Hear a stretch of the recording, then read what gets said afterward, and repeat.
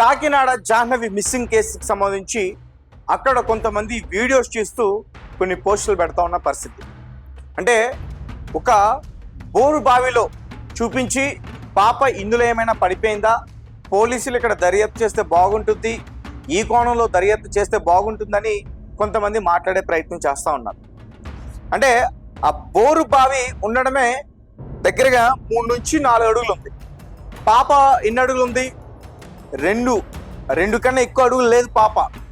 పాప వయసు 2.5 సంవత్సరాలు. 2 అడుగుల కన్నా ఎక్కువ లేదని వారి కుటుంబ సభ్యులే చెప్తున్నారు. సో ఒక పక్క పాప బ్రతికే ఉంది, ప్రాణాలతో ఉందని పోలీసుల దగ్గర నుంచి ప్రాథమిక ఆ విషయం బయటకు వచ్చినా సరే అక్కడ కొంతమంది ఆ అడవిలోకి వెళ్ళడం, ఆ గుహల దగ్గరికి వెళ్ళడం, అక్కడ ఏమీ లేకపోయినా అక్కడ ఏదో ఉన్నట్టుగా చూపించే ప్రయత్నం చేయటం, లేదంటే రీసెంట్గా ఈ బోరు బావి అని చెప్పేసి ఆ విషయాన్ని ఎక్కువగా హైలైట్ చేసే ప్రయత్నం చేస్తూ ఉన్నారు. కానీ నిజానికి ఆ బోరు బావి లేదు, ఆ చెరువు లేదు, ఆ గుహలో లేవు, జంతువుల దాడి లేదు. పాప క్షేమంగా ఉంది, సురక్షితంగా ఉంది, ప్రాణాలతో ఉంది.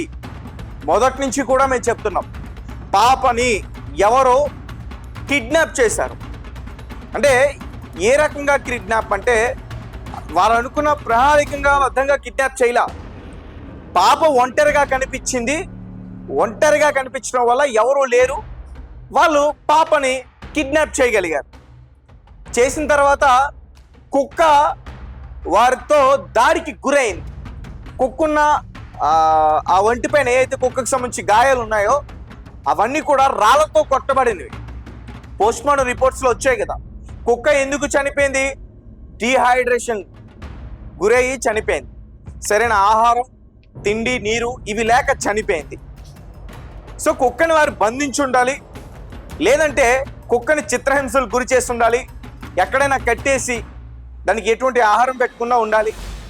ఇవన్నీ జరిగాయి కాబట్టి కుక్క వెనక్కి రావడానికి 3 రోజులు టైం పట్టింది. నిజానికి అడవిలోకి గనక వెళ్ళుంటే కుక్క అడవిలో నుంచి రావడం ఎంతసేపు? కుక్క వేగంగా పరిగెడుతుంది, ఖచ్చితంగా ఈజీగా ఇంటికి రాగలదు. మరి అలాంటివి ఏం జరగలేదు.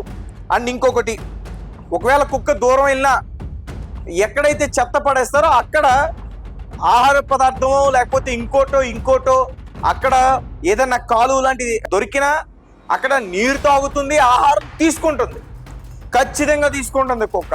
మరి అటువంటి ఏమీ జరగలేదు కాబట్టి ఖచ్చితంగా దాన్ని బంధించారు, కిడ్నాపర్లు బంధించి దాన్ని వదిలేశారు. సో మినిమం అర్థం అవుతుంది కదా.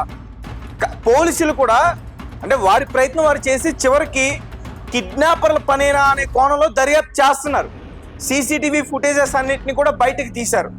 అయినా ఇప్పుడు అక్కడ బోరు బావుల్ని చూపిస్తూ, ఆ పరకం సంచి కట్టేసిన ఆ బోరు బావుల్ని చూపిస్తూ, పాప ఇందులో ఏమైనా ఉందా అని చెప్పి అక్కడికి తీసుకెళ్లి కెమెరా పెట్టి ఆ కెమెరా లోపల చూపించి ఇందులో ఒకసారి చెక్ చేయండి అంటూ కూడా చాలామంది అక్కడి నుంచి వీడియోస్ చేసి చూపించే ప్రయత్నం చేస్తూ ఉన్నారు. సో మేము మొదటి నుంచి చెప్తున్నాం, పాపకి ఏం కాలేదు, బ్రతికే ఉంది, ప్రాణాలతో ఉంది అని. ఎందుకు చెప్తున్నాం? ఆ తల్లిదండ్రులు ఇబ్బంది కాకూడదు అని చెప్పి. కానీ ఇక్కడ వాళ్ళు ఏం చేస్తున్నారు ఒకసారి మీరు ఆలోచించాలి, కమెంట్స్ చేయండి. దీనికి సంబంధించి ఈ బోరు బావి, ఈ చెరువులో ఎన్డీఆర్ఎఫ్కి ఏదో దొరికింది, పాము మింగేసింది, అడుగు పందులు అటాక్ చేసాయి, కంచి దగ్గర షాక్ కొట్టింది, కొండపైకి తీసుకెళ్లి పూర్తి చేశారు, క్షుద్రబుద్ధుల వాడు వచ్చి ఆ భూమిలో కలిసిపోయింది, భూమిలో ఉంది. ఇవన్నీ కూడా కాదు. అడవిలో లేదు పాప ఒంటరిగా కనిపించినప్పుడు ఒక ముఠా లేదంటే ఒక వ్యక్తి తీసుకెళ్ళిపోయిన తర్వాత ఈ ఇష్యూ పెద్దది అవడంతో భయపడ్డాడు.